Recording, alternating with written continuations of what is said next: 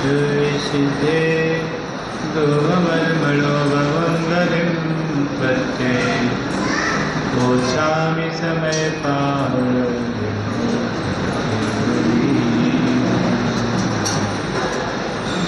वेदांतानंद परमेश्वरी भगवान की देवादिनाथ भगवान की वर्तमान शासन भगवान महावीर स्वामी की गुणाचार्य भगवान श्री विद्यासागर महाराज भगवान श्री अवधूत महाराज भगवान श्री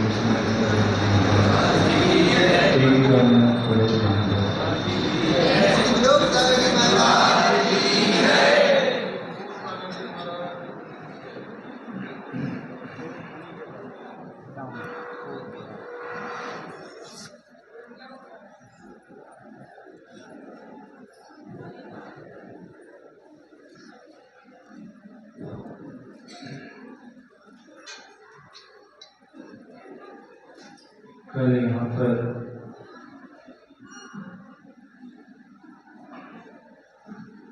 पंच परमेष्टि के लिए मंगलाचरण के रूप में बताया गया था कि उन भगवंतों के लिए हम यहाँ पर स्मरण करते हैं जिनके द्वारा सबका मंगल हुआ। इसलिए मंगलाचरण यहाँ पर किया गया था। मंगल पापों को जो मतलब मन में उगामी से भराता है और आनंद को पुण्य को जो लाता है वो मंगल कहलाता है। ऐसा मंगल हम सबका हो, इस भावना के साथ यहाँ पर पंच परमेष्टि को नमस्कार किया गया था। अभी भी कल कहा गया था कि श्वेतांबरों के पास के वहाँ पर उनके वहाँ पर यह पहला चरण आया है। अब यहाँ पर हम प्रथम काव्य जो जैनों में आया है उसको यहाँ पर पढ़ते हैं। पहले उच्चारण करेंगे, एक बार सुनेंगे, इसके बाद फिर उच्चारण करेंगे। श्रीमन्नम्र सुरा सुरेंद्र मुकुट प्रद्योत रत्न प्रभा भासुत पाद नकेंदवः प्रवचनाम्भो धीन्दवः स्थायिना ये सर्वे सिद्ध सूर्यन्वता ते पाठका शाल्वः स्तुत्या योगी जनश्च पंचगुरवः कुर्वन्तु ते मंगलम्। श्रीमन्नंदसुरासुरेन्द्र मुदिता प्रद्योतिरत्नप्रभा। एक बार बोलेंगे, उच्चारण एक बार हम करेंगे, फिर बाद में आप लोग करना है। बोलिए, उच्चारण करिए।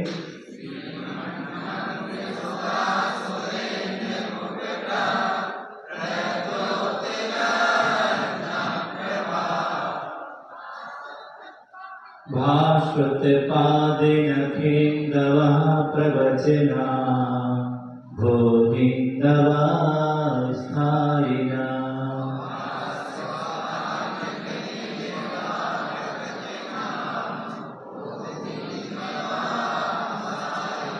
ये सर्वे जिनसिद्ध शौर्यानुगता ते पाठिका साधवः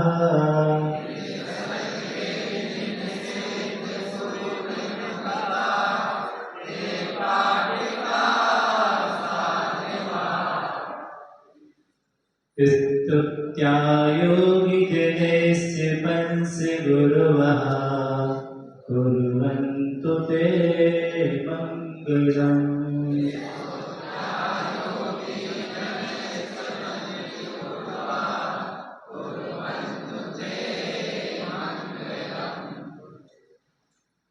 अब यहाँ पर कहा गया है कि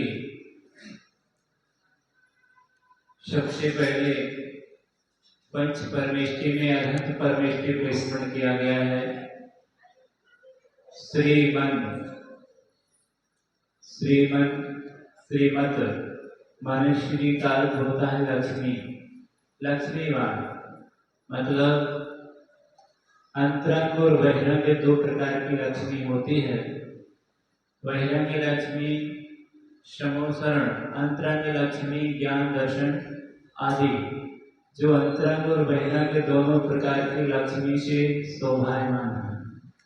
ऐसे कौन से परमेष्टि? अरहंत परमेष्टि, जिनकी आप आराधना करते हैं, अष्ट प्रातःहार लगाते हैं, छत्र लगाते हैं। 3 छत्र लगाते कि नहीं लगाते हैं?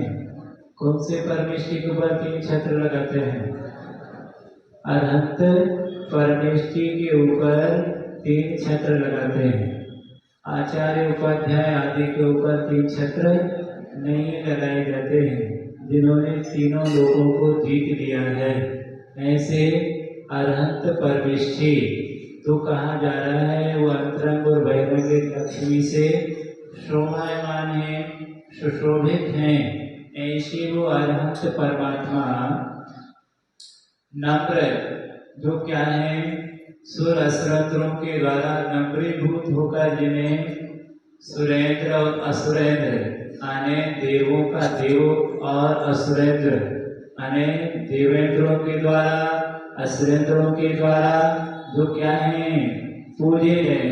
सामान्य व्यक्ति नहीं पूछता उनके लिए, कौन पूछता है? सामान्य व्यक्ति पूजे तो बड़ी बात नहीं होती है, लेकिन यदि बड़े बड़े लोग यदि मानने लग जाते हैं, पूजा करने लग जाते हैं, तो फिर क्या होता है? अपने आप उस बात में गौरव बढ़ जाता है। तो यहाँ पर ये कहा जा रहा है कि सामान्य लोग यदि पूछते तो वो बात नहीं करते, क्योंकि सामान तो कहीं भी चले जाते हैं। लेकिन विशिष्ट लोग यदि जा रहे हैं तो इसका मायना ये है कि कुछ ना कुछ उनमें विशेषता होनी चाहिए। तब तो ये देवलोक, देवों के द्वारा भी उनका भी जो इंद्र है वो किया है, असुरेंद्रों में, ये सारे के सारे लोग यदि पूजा कर रहे हैं तो उनमें बहुत बड़ी योग्यता होनी चाहिए। वो सामान्य नहीं है। छत्र ऊपर लगा हुआ जो अपने आप को बता रहा है कि भगवान तीनों लोगों के क्या हो चुके हैं? नाथ हो चुके हैं, स्वामी हो चुके हैं। अब कोई सामान्य नहीं है। इस बात का जो उद्योतक है तो कह रहे हैं ऐसे सुरेंद्रों असुरेंद्रों के द्वारा जो क्या है पूजित हैं। और पूजते समय क्या स्थिति बन रही है? तो मुक्तक प्रद्योत रत्ना प्रभा, कितनी अच्छी बात कही जा रही है कि भगवान की पूजा करने आए हैं तो ऐसे ही नहीं आए हैं, पूरे वैभव के साथ आए हैं। हार मुकुट जो भी है वो सब लगा के आए हैं। यद्यपि सबको प्रदर्शन करने की जरूरत नहीं थी, लेकिन इसलिए भगवान की आराधना करने वाला भागहीन होता है, भागवान होता है। क्या होता है? भागवान होता है। दरिद्री भगवान की पूजा करने वाला नहीं होता है, सौभाग्यशाली होता है। इसलिए कहा जाता है फटे पुराने सड़े गले छिन्न भिन्न वस्त्रों से पूजा नहीं की जाती है। अच्छे वस्त्रों को पहन करके भगवान की पूजा करनी चाहिए। आपको यदि अवेलेबल हो जाए तो इसमें कोई बाधा नहीं है। अच्छे से विशुद्ध भावों से हम भगवान की पूजा करें। भले धन से गरीब हो, लेकिन भावों से तो अमीर बनकर के भगवान की पूजा करनी चाहिए। भावों की हमेशा अमीरी प्रशंसनीय है। धन की अमीरी मिले ना मिले, लेकिन भावों से हम क्या बने? अमीर हमें बनना चाहिए। तो कहते हैं ऐसे विशुद्ध भावों से वो भगवान की आराधना जब करते हैं तो उनके मुक्तों की जो मणियों की प्रत्योत क्या है? द्योत माने कांति जो चमकती है, तो रत्नों की प्रभा से, कांति से क्या होता है? भास्वत मतलब सुशोभित हो रहे हैं। क्या हो रहे हैं? सुशोभित। तो क्या लिख रहे हैं आगे? पाद माने चरण, नख इंदवा माने होता चंद्रमा। तो सुशोभित होते हुए चरणों के नख जो कैसे दिख रहे हैं? इंदवा माने चंद्रमा के समान, माने कांति भी जिनके चरणों के सामने चंद्रमा की कांति भी फीकी पड़ रही है, ऐसा दिव्यमान जिनके क्या है? चरण हैं। तो वो जब इधर लोग प्रणाम करते हैं, नमस्कार करते हैं, देखो कैसे नमस्कार करते हैं। हम तो आए और ऐसे किया और निकल लेते हैं। देखिए इतना बड़ा इंद्र है, साष्टांग प्रणाम करते हैं बैठकर, और जब वो प्रणाम की मुद्रा में उतर जाते हैं तो उनके रत्नों की, क्योंकि जो मुकुट हैं उनमें रत्न हीरे मोती जवाहरात जड़े हुए हैं, अनमोल हैं, और वो इतने देदीप्यमान हैं, वो स्वयं अपने आप में मुकुट यदि यहाँ रख दिया जाए तो अपने आप ही सूरज की जरूरत नहीं पड़ेगी, अपने आप यहाँ पर प्रकाश हो जाएगा। ऐसे प्रकाश पुंज से युक्त जवाहरात मोती से जड़े हुए वो उनके क्या है? मुकुट है, सामान्य मुकुट नहीं है। ऐसे मुक्तों की जब प्रभाव उनके चरणों पर पड़ती है तो रिफ्लेक्ट होता है। वो दृश्य यहाँ पर बता रहे हैं कि अत्यंत देदीप्यमान भगवान के श्री चरण हैं, नख अत्यंत चमकते हुए हैं। जब वो झुकते हैं तब उनकी किरणों से क्या होता है? रिफ्लेक्ट होता है, अद्भुत नजारा वहां पर बच जाता है। इस प्रकार के जिनके पवित्र चरण हैं, और इस प्रकार वो सौधर्मित्र आदि बड़े बड़े महान देवता आकर के वहां पर साष्टांग नतमस्तक होते हैं। नमस्कार करने के लिए गवासन अथवा अष्टांग नमस्कार कहा जाता है। आने दंडवत प्रणाम करना, दंडवत हो गया मतलब सरेंडर हो गया कि भगवान आप ही मेरे लिए क्या हैं? शरण है। इस बात का प्रतीक है कि वह दंडवत प्रणाम कर रहा है, मतलब उसने अपने अहंकार को क्या कर दिया है? उसका अहंकार गल गया है और उसने आपकी अधीनता को स्वीकार कर लिया है, मतलब आपके लिए स्वीकार कर लिया है कि संसार में मेरा कोई और नहीं है। ऐसा वह ऐसा नमस्कार करने वाला उसके लिए और साथ ही साथ पुण्य का संचय होता है, व्रत होता है। एक गवासन से होता है पंचांग नमस्कार, गवासन से बैठकर भगवान को क्या करना? नमस्कार करना। दो आसन यहाँ पर आए हैं। आचार्य भगवान जब आचार्य भक्ति होती होगी, आपने देखा होगा मुनि महाराज आचार्य भक्ति कैसे करते हैं, कौन सी आसन से करते हैं? गवासन कहलाते हैं। वो गवासन से आचार्य महाराज को नमस्कार करते हैं, वो गवासन से पंच परमेष्ठी को नमस्कार करते हैं। और इस तरह से एक दंड आसन है जो लेटकर अष्टांग प्रणाम होता है। इस तरह हमें भगवान को ये गौरव नमस्कार करना चाहिए। फिर यहाँ पर कहा जाता है कि प्रवचना ऐसे वो अरहंत परमेष्ठी हैं जिनकी आप आराधना कर रहे हैं, ऐसा महान अद्भुत उनका समोसरण है। देखिए जो अरहंत परमात्मा है उनके लिए तीर्थंकर अरहंत परमात्मा जन्म से ही 10 अतिशय होते हैं, केवल ज्ञान के 10 अतिशय होते हैं, और 14 देवकृत अतिशय होते हैं। मतलब उनका जो शरीर होता है वो इतना पवित्र होता है, सप्त धातु से रहित होता है, उसमें पसीना नहीं आता, मलमूत्र आदि नहीं होते, उसमें कोई हड्डी नहीं, मांस नहीं, रक्त नहीं, किसी भी प्रकार की ये सारे जो आम लोगों के जीवन में शरीर में जो चीजें हैं वो सारी चीजें उन परमात्मा के शरीर में नहीं होती हैं। रक्त है तो व्हाइट है, हमारे जैसा रक्त नहीं है, क्योंकि उस अवस्था को उन्होंने प्राप्त कर लिया है। इस वैसी विशुद्धि बनी, इससे पूरे शरीर का वातावरण क्या हो गया है? चेंज हो गया, परम औदारिक शरीर हो गया है, पारदर्शी स्फटिक मणि की तरह उनका शरीर होता है। ऐसा महान देदीप्यमान उनका शरीर है, किसी भी प्रकार का आदि व्याधि नहीं आ सकते उस पर, किसी भी प्रकार का उपसर्ग नहीं होता, वृद्ध अवस्था नहीं आती है। उनका ऐसा नहीं हो जाए कि भगवान बूढ़े हो जाएंगे, आयु क्षीण होगी, लेकिन वृद्ध अवस्था के कोई भी लक्षण उसमें घटित नहीं होंगे, नख के शादी नहीं बढ़ते हैं। जब व्यवहार होता है उनकी व्यवस्था मानव नहीं कर सकता है। इसके हाथ में होती है देवकृत व्यवस्था होती है, देवों के द्वारा उनकी ठहरने की, उपदेश की सभा सारी उनके द्वारा ही ये सब संचालित होती है कि भगवान का उपदेश कहाँ होगा। हम तो एक आचार्य महाराज की सभा का मेंटेन नहीं कर पाते थे, फिर उनकी सभा का मेंटेन कैसे आप कर सकते हैं। इतना बड़ा समोसन लगता है आदिनाथ भगवान का 12 योजन का, 12 योजन मतलब 144 किलोमीटर। क्या होगा 144 किलोमीटर में? भगवान महावीर का समोसन 1 योजन माने 12 किलोमीटर। इतना बड़ा पंडाल 12 किलोमीटर, लगाइए चारों तरफ 12 12 12, क्या होगा, कितना एरिया घेरेगा वो, इतना बड़ा पंडाल। तो ऐसी व्यवस्थाएं हैं, हमें काल्पनिक ऐसी लगती हैं क्योंकि नरक गति को छोड़कर 3 गतियों के जीव उसमें आते हैं, लाखों की तादाद में आते हैं। तो वो सारे के सारे लोगों की सबकी व्यवस्था उस समोसन में होती है। कभी मानवकृत व्यवस्था में वो रुकते नहीं है, धर्मशाला में मंदिर में कहीं रुकते नहीं, यहाँ आएंगे तो बाहर ही रुकेंगे, अंदर प्रवेश नहीं है उनके लिए, वो कहीं नहीं जाते हैं। 3 परमेष्ठी आचार्य उपाध्याय साधु धर्मशाला में मानवकृत व्यवस्था में रुकते हैं। तो ऐसी अद्भुत उनकी व्यवस्था होती है।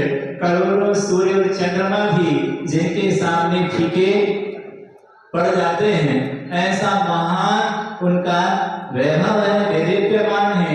उसको देख कर के लोग बहुत चक्का रह जाते हैं कि कैसी अद्भुत दशा है, किस प्रकार का उत्कृष्ट उनका स्वरूप है, जिसको गौतम गणधर देख करके नतमस्तक हो गया था, साष्टांग प्रणाम किया था कि भगवान तो वाकई में संसार में आप ही हैं।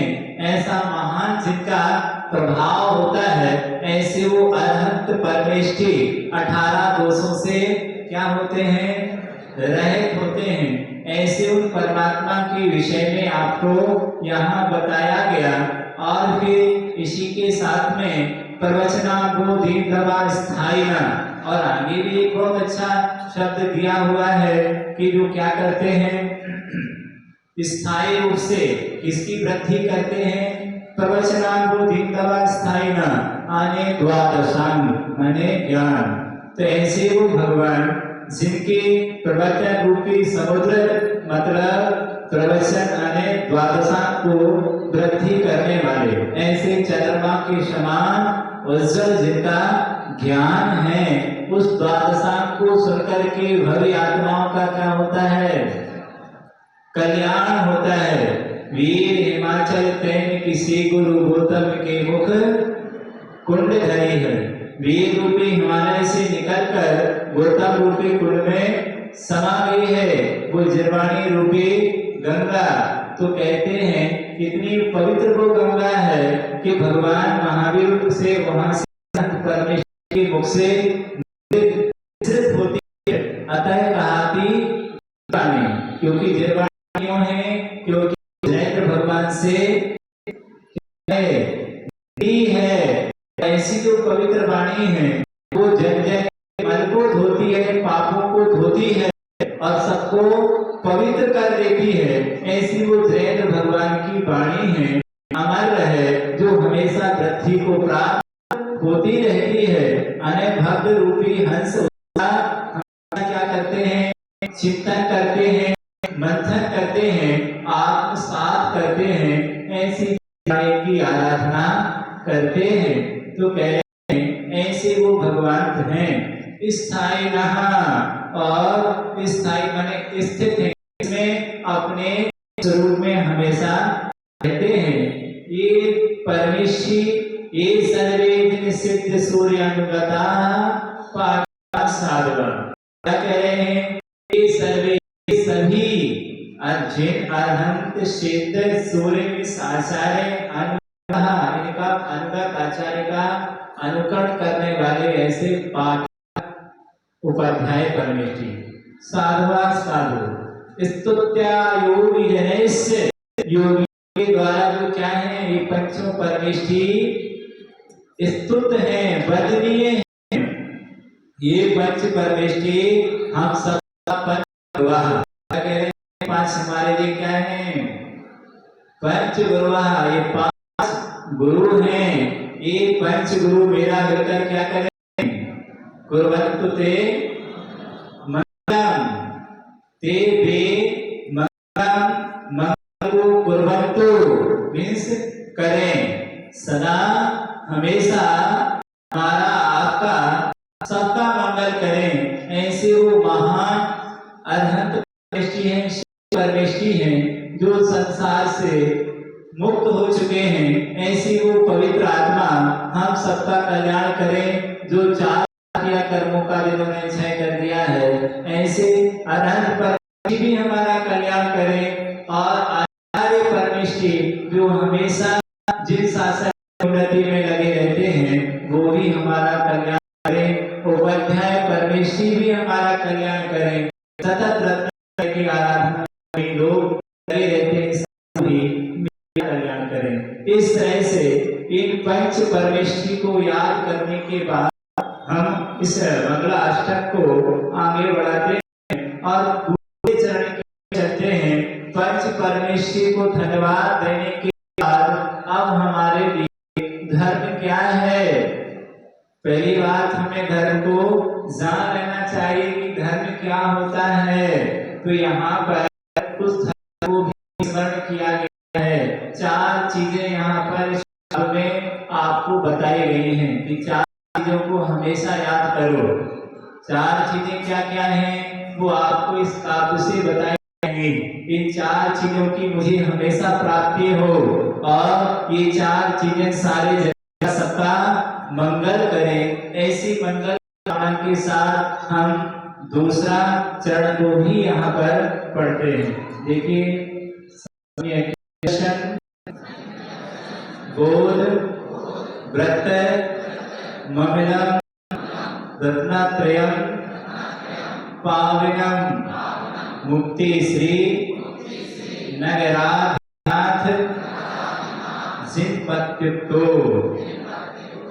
वर्ग प्रदाह धर्मा श्रुति सुधाचे चैत मखिलम चैत्यालयम श्रियम प्रोक्तम चेत्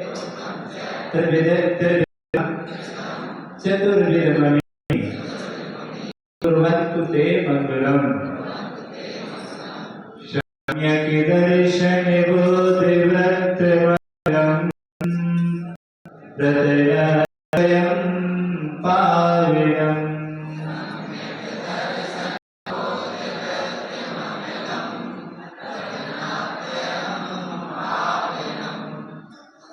मुक्ति से नगराधिनाथ जिनपत्युक्तो वर्ग प्रदाह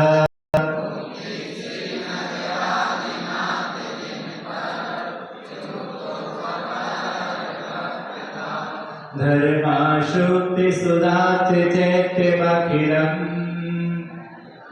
चैत्यालयं श्रियालयम्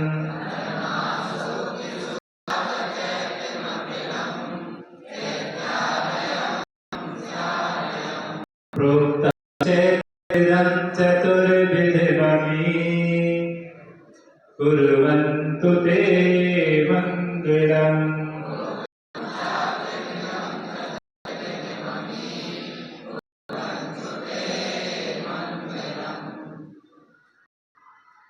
एक बार पूरा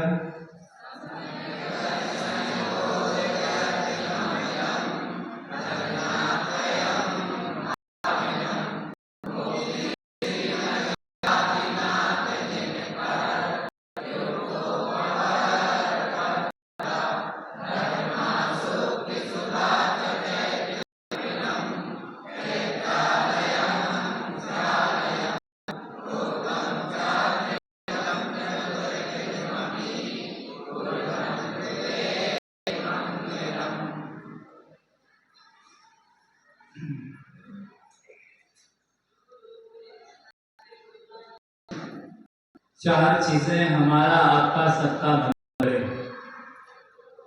चार कौन कौन सी हमारा आपका सबका मंगल करें। धर्म, जिनागम, जिन चैत, जिन प्रथमा और दिनांक, कितने हो गए? 4 चीजें बताई गई हैं कि क्या कामना करो धर्म वाले, धर्म मेरी रक्षा करे, और जिनागम ज्ञान जिनवाणी मेरी हमेशा रक्षा करे, जिन चैत्र जिन प्रतिमाएं जिनकी हम रोज आराधना करते हैं ये जीव हमारी रक्षा करें, और जो जिनालय है सारे जगत को जो मोक्ष मार्ग की प्रेरणा देते हैं इसको भी क्या कहा जाता है? देवता कहा जाता है। तो ये भी हमारी क्या करे? रक्षा करे। हम सारे चैत्य की वंदना करते हैं। इसी में आपको बताया जाएगा सारे कृत्रिम आकृति चैत्यालयों की वंदना करने का, कि इनका भी हमें स्मरण करना चाहिए।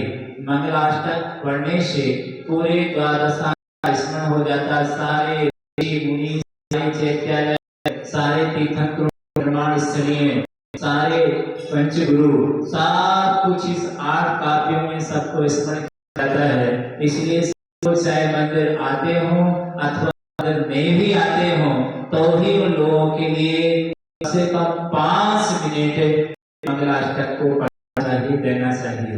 उन गुरुओं के लिए स्मरण करना चाहिए कि भगवान आपकी कृपा से ये चीजें मुझे दी हैं।